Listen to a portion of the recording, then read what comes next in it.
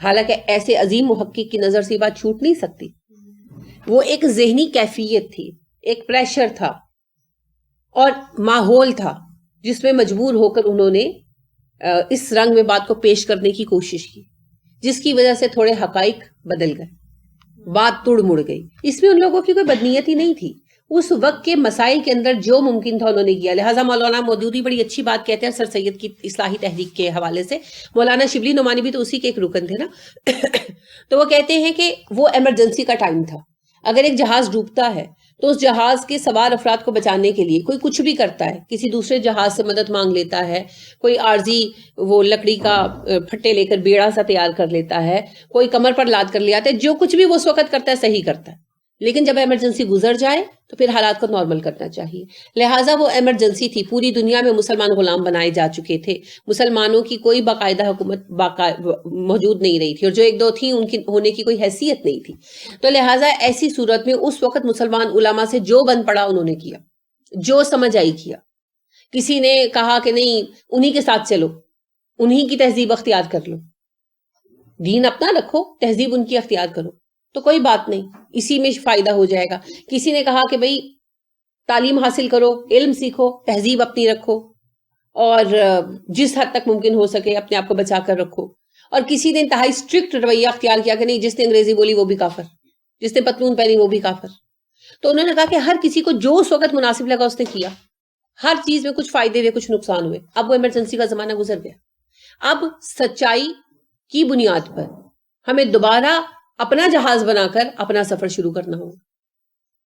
تو بس یہی بات ہے. اس وقت جس کو جو مناسب لگا اس نے پوری نیک نیتی کے ساتھ کیا، اور ان کو اس کا اجر ملے گا. کیونکہ یہ ہے نا کہ اجتہاد کرنے والے سے اگر غلطی ہو جاتی ہے تو اس پر بھی آدھا اجر ہے.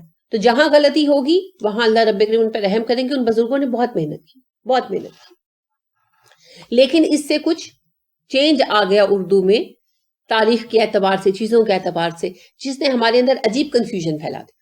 تو آج ہم اس سٹیج میں ہیں، یعنی state of mind, state of knowledge, اور اسٹیٹ بمانے ملک بھی ہم اس حالت میں ہیں کہ ہم سچ بول سکتے ہیں، سچ قبول کر سکتے ہیں. تو سچ یہ ہے کہ رسول اکرم صلی اللہ علیہ وسلم کو پتا تھا کہ اب ہمیں دین کو نافذ کرنے کے لیے جنگی اقدامات بھی کرنے پڑیں گے، اور اس پر بالکل شرمندہ ہونے کی ضرورت نہیں ہے. عیسیٰ علیہ السلام کی جو تبلیغ تھی اس میں تو وہ مرحلہ ہی نہیں نہ آیا. عیسیٰ علیہ السلام تو دعوت کے مرحلے میں ہی پکڑے گئے، پھر اللہ نے اٹھا لیا. موسیٰ علیہ السلام کامیاب ہوئے، دعوت کا مرحلہ گزرا، تربیت کا مرحلہ گزرا، تنظیم کا مرحلہ بھی گزرا. سینا میں تنظیم کی گئی نا. تو پھر اس کے بعد جنگ ہوئی نا. وہ الگ بات ہے کہ بنی اسرائیل نے اس کو کھو دیا، لیکن موسیٰ علیہ السلام تو مصر سے لے کر ہی اس لیے آئے تھے کہ جنگ کریں گے وہ لوگ، مگر انہوں نے جنگ نہیں کی. تو پھر ایکسٹرا 40 سال تنظیم و تربیت گزری. اس کے بعد پھر حضرت موسیٰ علیہ السلام کی زندگی کے آخری سالوں میں انہوں نے فلسطین پر حملے کیے اور کچھ سرحدی شہر بھی فتح کیے. پھر جب انہوں نے نافرمانی کی تو ان پر طاعون کا عذاب اترا اور پھر یہ واپس ہٹا. پھر اس کے بعد حضرت یوشع علیہ السلام کی سرکردگی میں انہوں نے جہاد کرنا تھا مگر استقامت نہیں دکھائی. تو پھر آخر زمانے میں یوشع علیہ السلام کے جہاد شروع ہوا. لہٰذا داؤد علیہ السلام اور سلیمان علیہ السلام کے زمانے میں انہوں نے ایک عظیم الشان حکومت قائم کی. تو جنگ کر کے کی نا، جنگ کے بغیر تو نہیں کر لی. اور پھر حضرت سلیمان علیہ السلام کی وفات کے بعد دوبارہ انہوں نے خانہ جنگی شروع کر دی اور اسرائیل کی 2 حکومتیں بنا لی. پھر اس کے بعد غلام بنے. غلامی کے بعد جب آزاد ہوئے پھر جنگیں شروع ہوئی، پھر اللہ نے ان کو ترقی دی. اس وقت نبی کون تھے ہم صحیح معنوں میں نہیں جانتے کیونکہ قرآن نہیں بتاتا. اب انہوں نے پھر اپنے نبیوں کی سرکردگی میں جنگیں کی، پھر عروج حاصل کیا، پھر فلسطین کا قبضہ لیا، پھر دوبارہ یہ ڈاؤن فال کا شکار ہوئے اور پھر ان کے ہاتھوں سے حکومت جاتی رہی. پھر اس کے بعد سے یہ رولتے رہے. تو بات یہ ہے کہ اگر موسیٰ علیہ السلام جنگ کریں تو جائز، اور اگر محمد صلی اللہ علیہ وسلم جنگ کریں تو اسلام کو جنگ کے بنا پر پھیلایا گیا. تو موسیٰ علیہ السلام نے بھی تو اسلام پھر جنگ کے بنا پر ہی پھیلایا اگر کہنا یہ ہے تو. لیکن بات یہ ہے کہ ہر ایک تحریک ایک وقت پر آ کر طاقت کا تقاضا کرتی ہے. آپ کی ریکویسٹ کب تک کوئی قبول کرے گا؟ تحریک پاکستان کو لے لے. مسلمانوں نے سیاسی طور پر کتنا عرصہ کوشش کی، پھر آخر وقت میں جب پاکستان بن بھی گیا, اعلان ہو گیا, تو آخری مرحلہ پھر کیا پیش ہوا؟ طاقت دکھائی گئی نا مسلمانوں کو. مسلمانوں کے پاس طاقت نہیں تھی تو کتنا قتل عام ہوا مسلمانوں کا.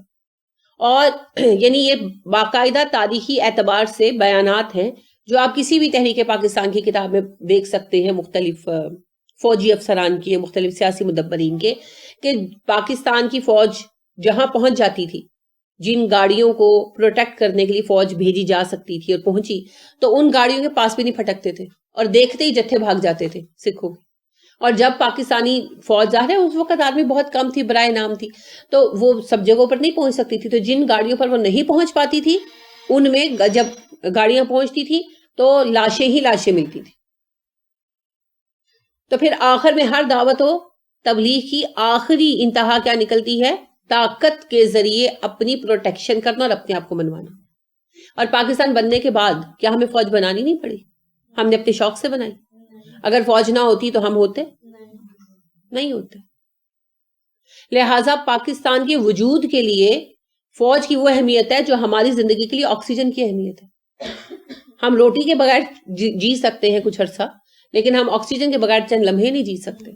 تو ہمارے اندر کوئی بھی مسئلہ ہو, کوئی بھی کمی ہو, تو ہم کچھ عرصہ رو پٹ کے گزار سکتے ہیں, مگر فوج نہ ہو تو ہم ایک دن نہیں جی سکتے. لہٰذا ہمیں آرمڈ فورسز کی ضرورت ہے. اسی طرح ہر تحریک کو ہوتی ہے. تو جب ایک ریاست رکھی گئی, بنائی گئی اسلامی ریاست مدینہ میں, تو اس کو بھی تو ضرورت تھی, اور پھر اسے اپنے آپ کو پروف بھی کرنا تھا کہ نہیں کرنا تھا. آپ پریڈ کیوں رکھتے ہیں؟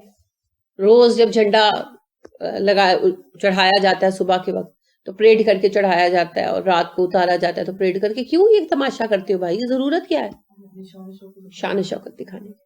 اچھا, سال میں ایک دن ہر قوم نے اپنا رکھا ہوا ہے اپنی تیاری دکھانے کے لیے. جیسے ہم جو ہے عام طور پر 6 ستمبر کو کرتے ہیں تو اپنے نئے ہتھیار بھی دکھائے جاتے ہیں, فوج کا مارچ پاسٹ, یہ وہ سب کچھ کیا جاتا ہے. کیوں کیا جاتا ہے بھائی؟ ضرورت کیا ہے؟ ہمارے اندر اتنی طاقت ہے, ہم سے بھیڑنے کی کوشش مت کرنا. تو مدینہ کی نوزائیدہ اسلامی ریاست کو بھی ضرورت تھی یہ بتانے کی, کیونکہ مدینہ والوں کو آتے ہی کیا خط آیا تھا؟ ابو جہل نے رسول اکرم صلی اللہ علیہ وسلم کو خط لکھا تھا کہ اس خوشی میں مت رکھنا ہے محمد صلی اللہ علیہ وسلم کہ تم ان لوگوں کو بچا کر مدینہ جا کر بیٹھ گئے. مدینہ ہے کیا 500 فرسنگ کا فاصلہ, ہم آئیں گے اور تمہارے گھروں کے اندر گھس کر تم لوگوں کا خاتمہ کر دیں گے. اور عبداللہ بن ابی کو بھی خط آیا تھا نا کہ تم نے ہمارے مجرموں کو پناہ دی ہے, یا تو ان کو مدد سے ہاتھ اٹھا لو, اور یا پھر تیار ہو جاؤ ہمارے ساتھ جنگ کرنے کے لیے. تو دھمکی تو فوری طور پر مل گئی تھی. اور یہ بھی ایک پورا امکان تھا کہ قریش مکہ کے ایما پر دوسرے قبائل مسلمانوں پر اٹیک کرے. تو ان ساری چیزوں سے بچنے کے لیے کیا کام کرنا ضروری تھا؟ طاقت ظاہر کرنا. اگلے کو نظر آئے کہ اتنے طاقتور ہیں کہ اگر ہم جائیں گے تو اگر 2 ان کے ماریں گے تو 2 ہمارے بھی مریں گے. تو پھر اس کے لیے رسول اکرم صلی اللہ علیہ وسلم نے کیا طریقہ اختیار کیا؟ 6 مہینے آپ صلی اللہ علیہ وسلم نے اندرونی معاملات طے کیے, اور 7ویں مہینے میں آپ صلی اللہ علیہ وسلم نے پہلا سریا بھیجا.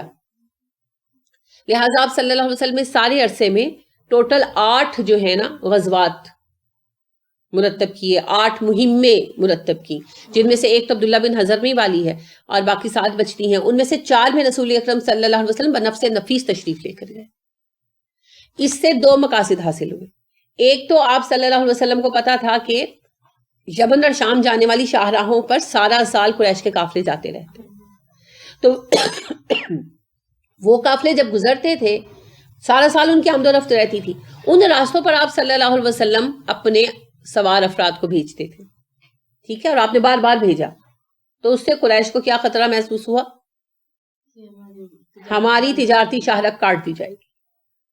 مسلمان اس لائق ہیں, وہ تو مسلمانوں کو کسی کھیت کی مولی نہیں نہ سمجھتے تھے. اب انہیں یہ نظر آیا کہ مسلمان اس لائق ہیں کہ چاہیں تو ہماری تجارتی شاہراہ کو کاٹ سکتے ہیں, اور قریش کا تو جینا ہی اس تجارت پر تھا. تو ان کو کس قدر خوف محسوس ہوا ہوگا آپ سمجھ سکتے ہیں. اب 2 راستے تھے, یا وہ مسلمانوں کو ختم کر دیتے یا وہ مسلمانوں سے مفاہمت کر لیتے. دوسرا یہ ہوا کہ ارد گرد کے قبیلے, جن میں سے کئی قبیلوں کا پیشہ ہی ڈاکہ زنی تھا, مسلمانوں پر دانت گاڑے کھڑے تھے کہ اگر وہ اس وقت مسلمانوں پر حملہ کرتے تو قریش سے بھی داد ملتی اور عرب سے بھی داد ملتی, اور ساتھ ان کے مزے بھی ہو جاتے. تو ان کو پتا چل گیا کہ مسلمان اتنے گئے گزرے نہیں ہیں, یہ تو پیش بندی کے طور پر بھیج رہے ہیں, جب مختلف گروہ تو ہمارے لیے کیا کریں گے. دیکھیں نا 2-3 قبیلوں کی آپ کو اطلاع آئی کہ وہ حملے کے لیے تیاری کر رہے ہیں, تو آپ صلی اللہ علیہ وسلم نے ان کے حملے سے پہلے اور بغیر بتائے اچانک ان کے اوپر جا کر حملہ کر دیا, تو وہ بھاگ گئے نا سارے کے سارے, اور دوبارہ ان کو ہمت نہیں ہوئی کہ آ کر کر سکیں حملہ. جیسے بنو سلیم والوں پر آپ صلی اللہ علیہ وسلم نے جب حملہ کیا اور وہ تیار نہیں تھے تو پہاڑوں میں چھپ گئے, اور آپ 1 مہینہ وہاں ٹھہرے رہے تاکہ ان شیطانوں کے دوبارہ آنے کا امکان بھی نہ رہے, پوری طاقت توڑ کر واپس آئے. اور پھر اس کے ساتھ ایک اور مقصد بھی حاصل ہوا. آپ صلی اللہ علیہ وسلم خود جب گئے 4 دفعہ, تو جن علاقوں سے آپ گزرے وہاں کے قبائل کے ساتھ آپ نے معاہدہ کیا, سب قبیلوں کے ساتھ جو رستے میں قبائل آئے. یا تو معاہدہ یہ تھا کہ ہمارے ساتھ دوستی کر لو, جب بھی ہماری اور قریش کی جنگ ہو تم ہمارے ساتھ لڑنا. کئی قبیلوں نے تو یہ معاہدہ کر لیا, حلیف بن گئے. اور کچھ قبیلے جو تھے انہوں نے کہا کہ نہیں, ہم قریش میں سے آپ میں سے کسی ایک کو نہیں چن سکتے. تو ان کے ساتھ پھر آپ نے معاہدہ کیا کہ غیر جانبدار رہنا, جب ہم اور قریش لڑے تم بیچ میں دخل ہی مت دینا, بس بیٹھ کے تماشا دیکھنا. یہ بہت بڑا قدم تھا, ورنہ بدر میں مسلمانوں کے لیے بڑی مصیبت ہو جاتی. اب جتنے قریب کے قبیلے تھے جو جنگ میں دخل دے سکتے تھے, وہ یا تو مسلمانوں کے مسلمانوں کے ساتھ الائنس کر چکے تھے, الائنس بن چکے تھے ان کے, یا پھر وہ غیر جانبدار ہو چکے تھے. لہٰذا جب غزوہ بدر پیش آیا تو قریش کو بھی کمک نہیں ملی. اگر مسلمانوں کو مدینے کے سوا کی کمک دینے والا نہیں تھا نا, تو قریش کو بھی مکے کے سوا کہیں سے کمک ملنے کی امید باقی نہیں رہی تھی. دوسرے قبیلے دور دور تھے, مکہ کے قریب والے تھے. ٹھیک ہے, تو لہٰذا ہمیں اس قسم کی وضاحت پیش کرنے کی کوئی ضرورت نہیں ہے کہ رسول اکرم صلی اللہ علیہ وسلم نے مجبور ہو کر حملہ کیا. نہیں, بات یہ ہے کہ مسلمانوں کو اپنے وجود کے لیے اور اپنی تحریک کو آگے بڑھانے کے لیے اپنے آپ کو بحیثیت ایک طاقت کے منوانا ضروری تھا. لہٰذا آپ صلی اللہ علیہ وسلم نے اس کے لیے تمام ضروری اقدامات کیے. پھر وہ آخری واقعہ پیش آیا جو غزوہ بدر کا پیش خیمہ بنا. کیا واقعہ تھا؟ آپ صلی اللہ علیہ وسلم نے سریہ نخلا میں, نخلا کی مقام کی طرف عبداللہ بن جو تھے جوہش, ان کی سرکردگی میں ایک مختصر سی ٹیم بھیجی, جس کو آپ نے یہ حکم دیا کہ وہاں رہ کر مکہ والوں کی نقل و حرکت پر نظر رکھیں اور اس کی اطلاعات بھیجتے رہیں. ان کا ٹکراؤ ہو گیا کفار مکہ کے قافلے کے ساتھ, اور ان کے ساتھ وہ الجھ پڑے, جنگ ہو گئی, اور اس میں عبداللہ بن حضرمی نامی ایک بندہ مارا گیا. انہوں نے مال غنیمت بھی کچھ حاصل کیا اور لے کر رسول اکرم صلی اللہ علیہ وسلم کے پاس آئے. آپ ان پر ناراض ہوئے کہ میں نے تمہیں اس بات کی اجازت نہیں دی تھی, میں نے تمہیں صرف نقل و حرکت پر نظر رکھنے کا کہا تھا. لیکن بہرحال جو ہو چکا تھا وہ ہو چکا تھا. اور دوسری بات کیا پیش آئی کہ رسول اکرم صلی اللہ علیہ وسلم پچھلے سال بھر سے تقریباً نظر رکھے ہوئے تھے نا کفار کے قافلوں کی نقل و حرکت پر. تو آپ کو پتا چلا کہ کفار کا ایک بڑا قافلہ گزرنے والا ہے. چھوٹے موٹے قافلوں کو آپ نے ہاتھ نہیں لگایا, ایک بڑا قافلہ گزرنے والا ہے جس میں بہت زیادہ مال ہوگا. تو آپ صلی اللہ علیہ وسلم نے صحابہ کے ساتھ مشورہ کیا اور اس قافلے کی طاق میں نکلے. اچھا, یہاں ایک بات اور سمجھ لیں, مشاورت غزوہ بدر میں 2 مرتبہ پیش آئی, جس کو اکثر لوگ مکس کر جاتے ہیں, جس کی وجہ سے کنفیوژن ہوتی ہے. پہلی مشاورت مدینہ میں ہوئی تھی, جب آپ صلی اللہ علیہ وسلم کو پتا چلا کہ ابو سفیان کی سرکردگی میں ان کا یہ قافلہ آنے والا ہے, جس میں تقریباً 50,000 دینار کا مال تھا, 50,000 گولڈ کوائنز. آج کے زمانے میں کتنے ہیں تو اس زمانے میں کتنے ہوں گے آپ سمجھ سکتے ہیں. تو بہت بڑا قافلہ تھا, آج کے زمانے میں آپ سمجھے اربوں کا مال تھا. تو آپ صلی اللہ علیہ وسلم نے صحابہ کو اکٹھا کیا اور بات کی کہ کیا ہم اس قافلے کو پکڑ لیں, اس کا مال لے لیں. تو صحابہ نے اس بات پر اگری کیا, کیونکہ اس سے پہلے 1-2 قافلوں کا رستہ روکا گیا مگر پھر جانے دیا گیا, اس لیے کہ بڑے معمولی سامان لے کر آ رہے تھے, تو اس سے کوئی حاصل وصول نہیں تھا. تو اب اس قافلے کو پکڑ لینے کا اور کفار کا مال ضبط کر لینے کا فیصلہ ہو گیا. اس پر صحابہ اتفاق کی رائے سے اکٹھے ہو گئے. آپ صلی اللہ علیہ وسلم نے اعلان کیا صحابہ میں کہ بھی ٹھیک ہے قافلہ پکڑنا ہے. اب چونکہ مرحلہ کوئی جنگ کا نہیں تھا, ایک چھوٹی سی مہم درپیش تھی. قافلے کے ساتھ کتنے افراد ہو سکتے تھے؟ چلو 100-150 ہوں گے, 200 ہوں گے, تو وہ بھی پھر ہتھیار اس طرح تو لے کر نہیں نہ چلے تھے, کوئی جنگی مہم نہیں تھی. لہٰذا صحابہ میں سے اپنی مرضی سے 313 افراد تیار ہو گئے, یعنی وہ بعد میں گنے گئے تو 313 تھے. جو افراد تیار ہو گئے ان میں سے کچھ نے تلواریں اٹھا لی, کچھ نے نیزے اٹھا لی, کوئی تیاری نہیں کی کیونکہ انہیں پتا تھا قافلہ روکنا ہے.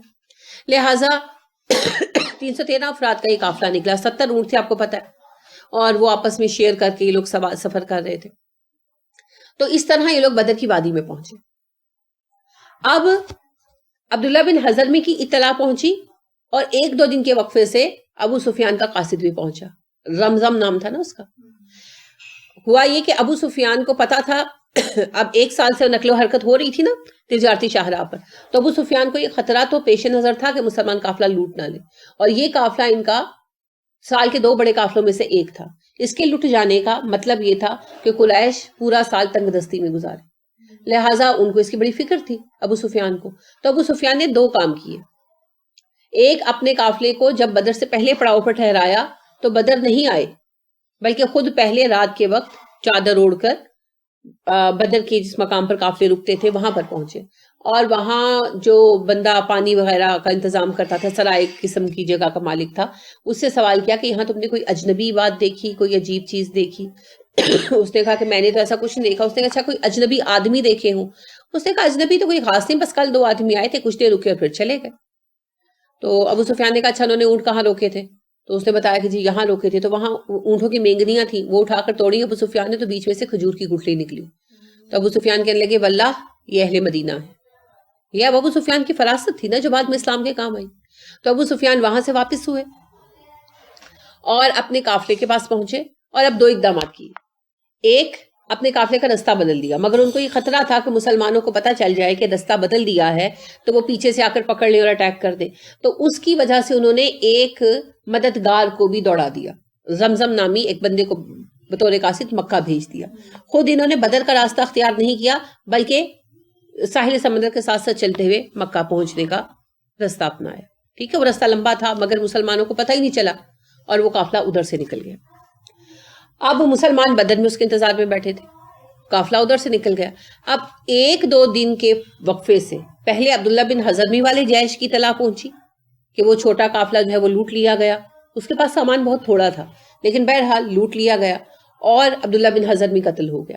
یہ اطلاع پہنچی, اور ابھی اس اطلاع پر بحث جاری تھی کہ زمزم بھی پہنچ گیا. اب پہلی اطلاع پر ہی ابو جہل کا مشورہ یہ تھا کہ مدینے پر حملہ کرنا چاہیے, لیکن لوگ مان نہیں رہے تھے کہ اتنی چھوٹی سی ریزن کے لیے اتنی بڑی جنگ کی ضرورت نہیں. لیکن اب جب یہ پیچھے سے پہنچا زمزم, اور آپ نے پڑھا ہے, یاد آپ کو ہونا چاہیے کہ زمزم نے کیا کیا تھا, مکے کے قریب پہنچ کر اس نے کاٹھی الٹی کس لی, کپڑے اتار پھینکے, منہ کو کالا کر لیا, اور اپنے اونٹ کے کان کاٹ دیے. اس کا مطلب یہ ہوتا تھا کہ میں بہت مظلوم ہوں, مجھ پہ بہت ظلم کیا گیا, مجھے بہت ذلیل کیا گیا, بے آبرو کیا گیا. تو یہ ان کا ایک واقعات سا طریقہ تھا اپنی قوم کو جوش دلانے کا.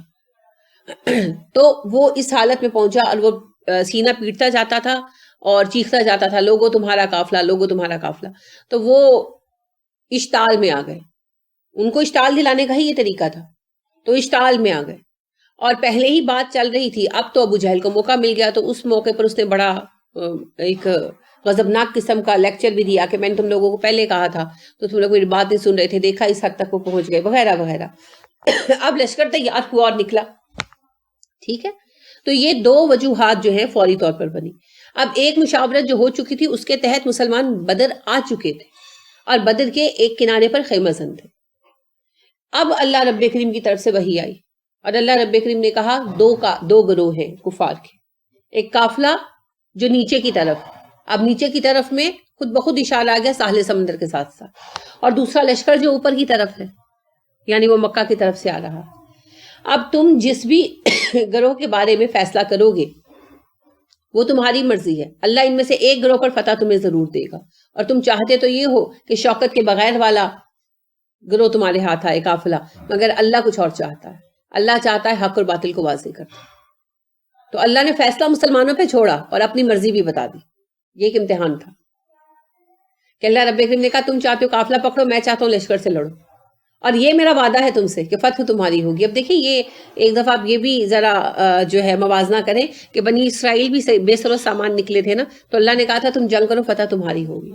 مسلمان بھی بے سر و سامان نکلے تھے, اور جنگ کی کوئی ذہن میں خیال ہی نہیں تھا, لیکن اللہ نے کہا کہ تمہارے سامنے بھی چوائس ہے, لیکن میں چاہتا ہوں, تم چاہتے ہو کہ وہ گروہ ہاتھ آئے جو طاقت والا نہیں ہے, اور میں چاہتا ہوں کہ تم فوج کے ساتھ لڑو تاکہ اللہ حق کو باطل پر غالب کر دے, اور جسے زندہ رہنا ہے زندہ رکھے, جسے مرنا ہے اسے مار دے.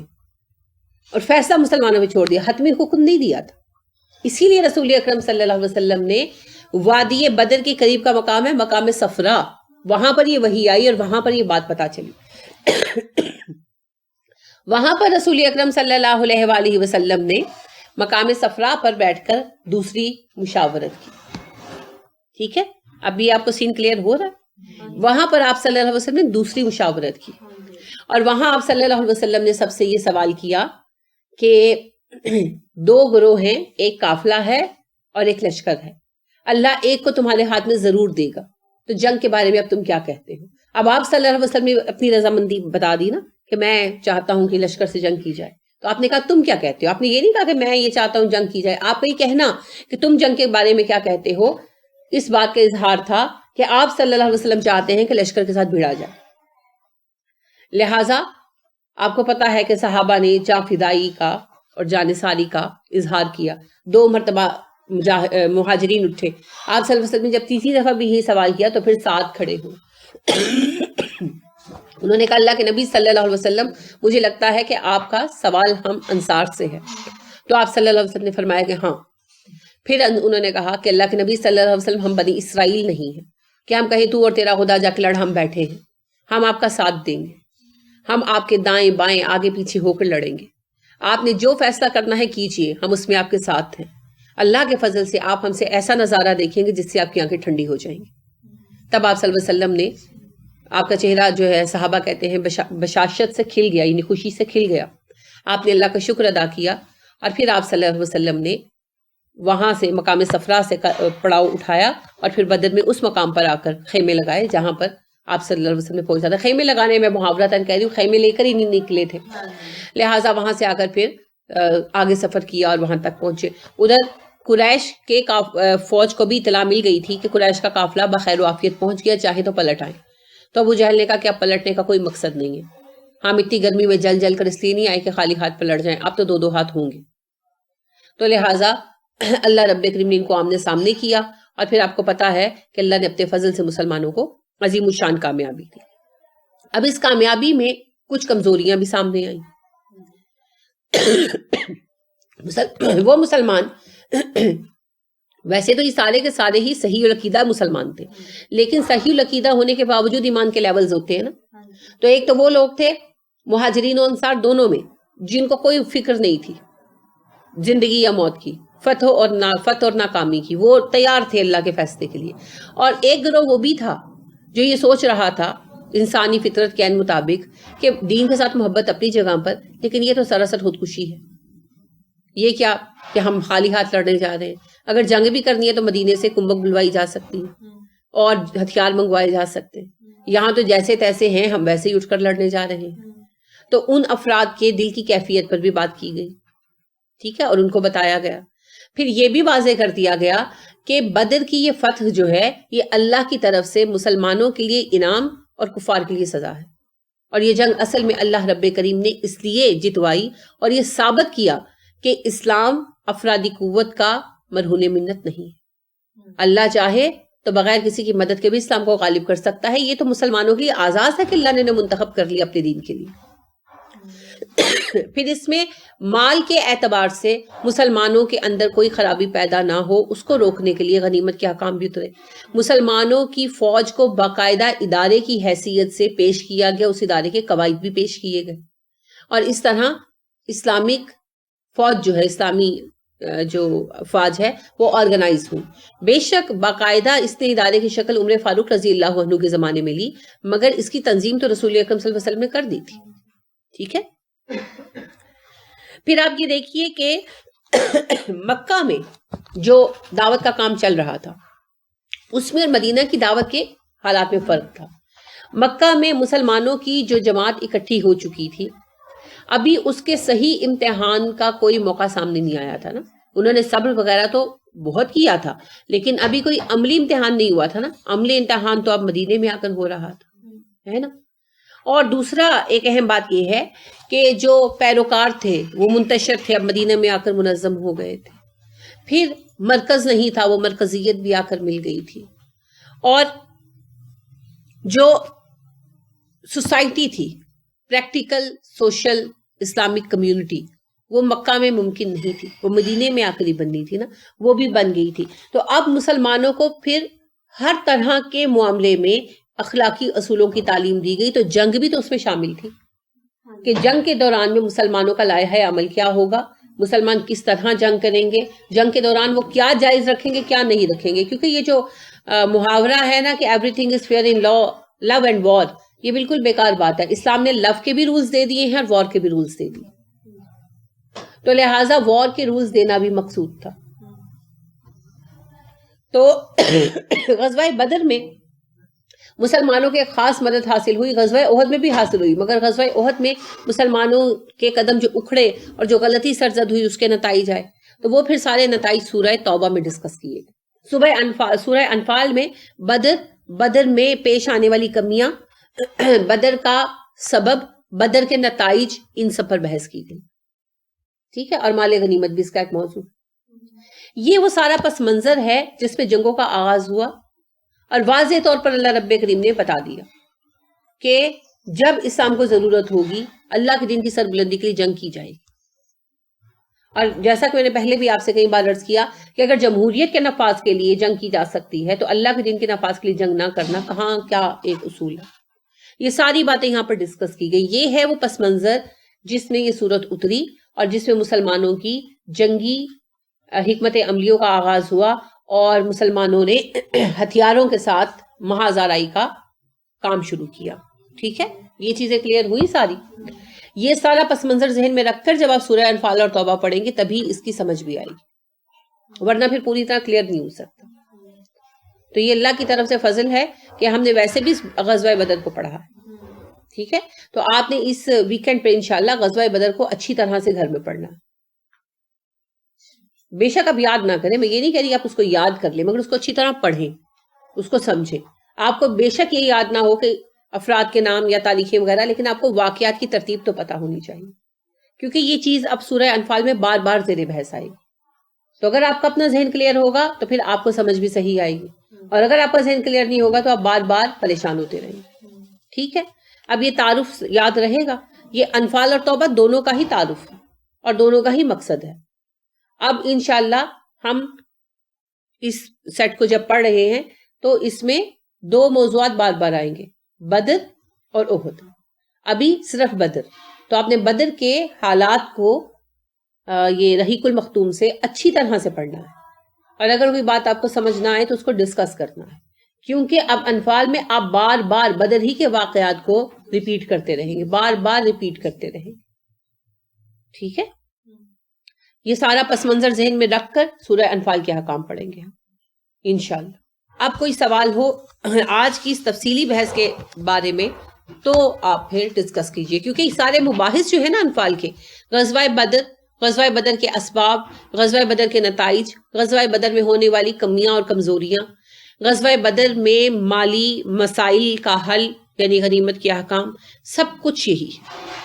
ٹھیک، تو کوئی سوال ہے ذہن میں تو پوچھ لیں. جیسے ہم نے بتایا مولانا شبلی نعمانی نے وہ سکپ کر دیے اور غزوہ بدر کو جو رنگ دیا ابھی تک ہم لوگ گمراہ ہیں اس کی وجہ سے، تو کیا یہ بات درست ہے کہ اگر اس طرح کر لینا چاہیے؟ میں نے آپ سے پہلے ہی عرض کیا کہ اس وقت ایک ہنگامی صورتحال تھی، اس میں جس کو جو سمجھ آیا اس نے کیا. یہ غلطی ہے، بہت بڑی علمی غلطی ہے، میں ان کو ڈیفینڈ نہیں کر رہی، لیکن اس وقت کے آپ پورے ماحول کو دیکھیں نا. ایک تو انگریزوں کا بہت خاص پریشر تھا مسلمانوں کے اوپر، دوسری طرف سیاسی پریشر کے ساتھ ساتھ مذہبی اعتبار سے وہ باہر سے عیسائی مشنری بلا رہے تھے مبلغ، اور وہ یہاں پر آ کر مسلمانوں کو باقاعدہ چیلنج کر کے ان کے ساتھ وہ کرتے تھے، مناظرے بحثیں کرتے تھے اور اسلام پر اعتراضات کرتے تھے، جس کا جواب بعض اوقات مسلمان دے پاتے تھے، بعض اوقات نہیں دے پاتے تھے. کیوں؟ اس لیے نہیں کہ اسلام ان کے جوابات نہیں ہیں، مسلمانوں نے اس اعتبار سے پڑھنا ہی چھوڑ دیا تھا. مسلمان تو وہ طویل عرصے سے سنی وابی بحثوں میں پڑے ہوئے تھے، شیعہ سنی بحثوں میں پڑے ہوئے تھے، اور جتنا بڑا عالم اتنے زیادہ اوراد و وظائف. بس وہ جو علمی انداز تھا کہ کسی کے علمی سوال کا جواب دیا جائے، وہ تو طویل عرصے سے مسلمانوں میں سے اٹھایا جا چکا تھا، ختم ہو چکا تھا. مسلمانوں میں وہ پیری فقیری ٹائپ چل رہے تھے. تو جو عالم بھی تھے ان کا بھی جو زیادہ ذہن تھا وہ اپنے ہی مسائل کو، یعنی کہ فرقہ واریت کے مسائل کو ہی وہ ہینڈل کرتے رہتے تھے. طویل عرصے سے ایک صحیح عالم تو سامنے آ نہیں رہے تھے, بہت کم لوگ تھے. اب اس وجہ سے مسلمانوں کو بہت مسائل تھے, تو ان میں کچھ خاص چیزیں انہوں نے, جس کو کہتے ہیں نا, نکال لی تھی, اور ان سے مسلمانوں کو جو ہے نا پریشان کرتے تھے. جیسے رسول اکرم صلی اللہ علیہ وسلم کی بیویاں, کثرت ازواج جو ہے. پھر حضرت عائشہ صدیقہ رضی اللہ تعالیٰ عنہ, ان میں سے خصوصیت سے کہ ان کی عمر بہت کم تھی نا, اب وہ اس چیز کو بہت زیادہ ہائی لائٹ کرتے تھے. تو اس بارے میں اب تک بات کی جاتی ہے. ٹھیک ہے, ان لوگوں نے اس کو عجیب طریقے کا رنگ دیا, حالانکہ عرب ثقافت کا حصہ تھا, اسلام نے بھی اس کو جائز رکھا. اور سب سے اہم بات یہ ہے کہ خود یہودیت میں جائز ہے, خود عیسائیت میں جائز ہے, مگر اس وقت مسلمان اس بات کو فیس نہیں کر پا رہے تھے, ہینڈل نہیں کر پا رہے تھے, کیونکہ طویل عرصے سے انہوں نے علم میں غور و فکر کرنا تو چھوڑ دیا تھا. ہاں, تو علماء نے اتنی محنت جو کی اس کو شارٹ کرنے میں یا کچھ چیزیں اسکپ کرنے میں, تو اگر وہ سیدھا سیدھا گائیڈ کرتے ہیں تو راکٹ سائنس تو نہیں ہے. دو باتیں, پھر وہی بات. پہلی بات, اس وقت کا پس منظر, اس پہ ان کے پاس آزادی اظہار کی وہ بات نہیں تھی جو آج ہمارے پاس ہے. جس طرح ہم آسانی سے بیٹھ کر کہہ سکتے ہیں, وہ نہیں کہہ سکتے تھے. مسلمانوں کا ایک ایک لفظ سینسر کیا جاتا تھا. ان کی کتابوں کو, ان کے اداروں کو آسانی سے بات کرنے کی, کہنے کی اجازت نہیں ملتی تھی. ٹھیک ہے. دوسری بات یہ ہے کہ خود مسلمان سننے کو تیار نہیں تھے. آج آپ بیٹھ کر کہہ رہے ہیں یہاں, کیونکہ آپ لوگ ایک عرصے سے میرے پاس پڑھ رہے ہیں, اور آپ کہہ رہے ہیں کہ نہیں, مسلمانوں نے قافلہ لوٹنے کا پلان بنایا تھا, قافلے کو روکنے اور مال لینے کا. ٹھیک ہے. آپ کسی بھی ایسے بندے کے ساتھ جس نے کبھی قرآن نہیں پڑھا اور اسلام کے ساتھ کوئی اس کی خاص وابستگی نہیں رہی علمی اعتبار سے, اس کے سامنے بیٹھ کر یہ بات کہہ کر تو دیکھیں, وہ آج بھی آپ کو پتھر مارے گا کہ تم یہ کہنا چاہتے ہو کہ اللہ کے رسول صلی اللہ علیہ وسلم کفار مکہ کا قافلہ لوٹنا چاہتے تھے, تم یہ کہنا چاہتے ہو. وہ اس بات کو ماننے کے لیے تیار نہیں ہے ذہنی اعتبار سے کہ جنگ کے اندر دشمن کی رسد لوٹنا کوئی جرم نہیں ہوتا, ڈکیتی نہیں ہوتی, لوٹ نہیں ہوتی. میں یہ کہنا چاہ رہی ہوں کہ اس کی وجہ سے ہماری جو جب سے پاکستان بنا ہے یا اس سے بھی پہلے ہماری تقریباً 2-3 نسلیں جو ہیں وہ خراب ہو گئی. آپ کی 2-3 نسلیں خراب نہیں ہوئی, آپ کی نسلیں پیچھے سے چلی آ رہی ہیں خراب. یعنی مولانا شبلی نعمانی سے پہلے سے خراب چلی آ رہی ہیں. آپ یہ دیکھیے کہ مولانا شبلی نعمانی سے پہلے آپ کو سیرت پر کوئی مستند کتاب نہیں ملتی. سمجھ رہی ہیں؟ سیرت پر جتنی کتابیں لکھی گئیں ایسے ہی لکھی گئی. پہلی مستند کتاب جس کو آپ بطور ریفرنس پیش کر سکتے ہیں وہ مولانا شبلی نعمانی کی سیرت النبی ہے. اس میں انہوں نے کوئی بات غلط نہیں لکھی, کوئی غلط بات نہیں لکھی. ہاں, انہوں نے یہ چند چیزیں بیچ میں سے سکپ کر دی, ان کو بیان نہیں کیا. ٹھیک ہے. تو تاریخ کو بدلا نہیں انہوں نے, یہ بہت بڑا الزام ہو جائے گا ان پر. تاریخ کو بدلا نہیں, صرف انہوں نے چند چیزوں کو نظر انداز کر دیا یا ان کا تذکرہ بالکل ہلکا سا کر کے گزر گئے, اس پر تفصیلی روشنی نہیں ڈالی, صرف اس نقطۂ نظر سے کہ اسلام پر جو اعتراضات ہیں ان کو دبایا جا سکے. ٹھیک ہے. بدلا نہیں کچھ بھی. تو لہٰذا اس وقت ان کو یہی مناسب لگا. جتنا کام ان لوگوں نے کیا وہ بھی بہت بڑا تھا, کیونکہ سر سید احمد خان اور ان کا یہ جو گروہ تھا یہ تو خاص طور پر پن پوائنٹ ہوا تھا علماء کے, اور جو ہمارے مدرسے کے علماء تھے وہ سب ایک طرف تھے اور یہ گروہ بیچارہ ایک طرف تھا, اور ان پر تو کفر کے فتوے لگائے جا چکے تھے. ان حالات میں بیٹھ کر کام کرنا, جب دو طرفہ مار پڑ رہی ہو, ایک طرف انگریزوں نے ان کے اوپر مائکروسکوپ فٹ کیے ہوئے تھے کہ اندر اندر کہیں کوئی ہمارے خلاف سازش تو نہیں کر رہے, اور دوسری طرف خود مسلمان ان کو جوتے مار رہے تھے اور ان کے خلاف پروپیگنڈا کر رہے تھے. اس سارے ماحول کے اندر آپ کو پتہ ہے کہ باقاعدہ حجویں لکھی گئی ان لوگوں کی, اور مولانا شبلی نعمانی کے کام کو تو ایک عرصے تک عالموں نے قبول ہی نہیں کیا, جو مستند علماء تھے درس گاہوں کے, انہوں نے قبول ہی نہیں کیا, عوام نے قبول کیا.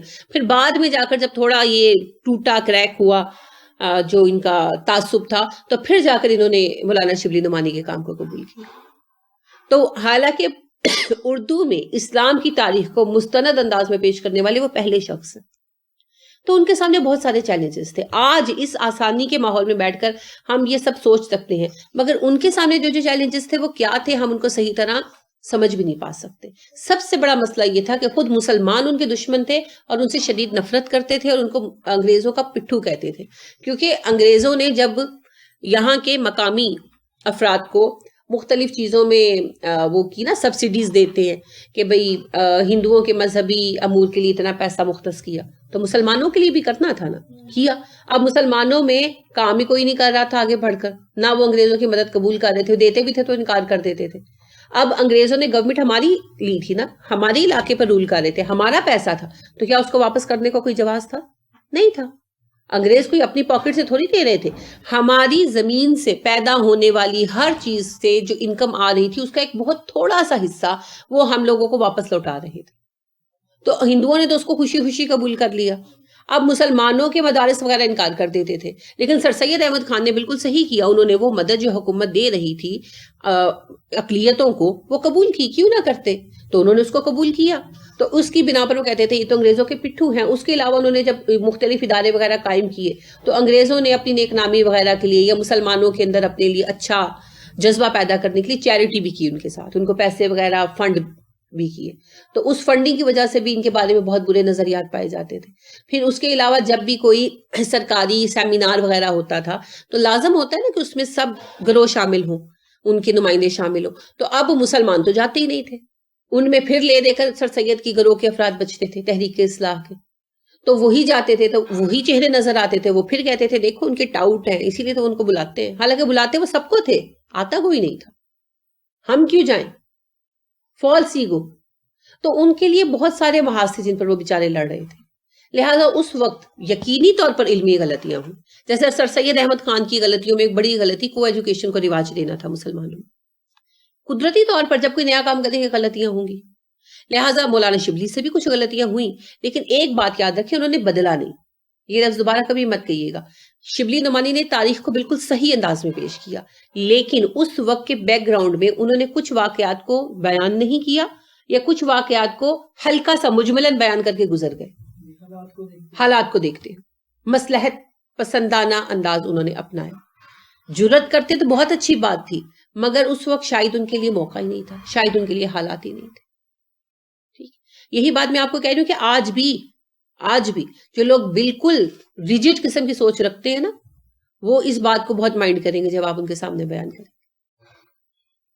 ٹھیک ہے, تو لہٰذا کہنے سے زیادہ حوصلہ سننے والے کو چاہیے ہوتا, اور سننے والوں میں حوصلہ نہیں ہوتا, اس لیے مسائل پیدا ہوتے.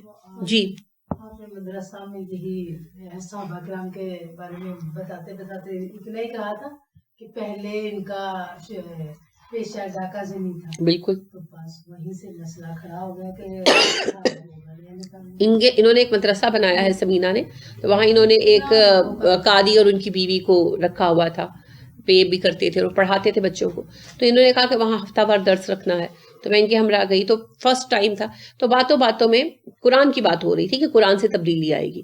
تو ایک اماں جی مجھے کہنے لگی کہ ہم تو ان پڑھ ہیں پتر, اسی تے ان پڑھ ہاں, اسی بھی سکھ سکنے ہیں.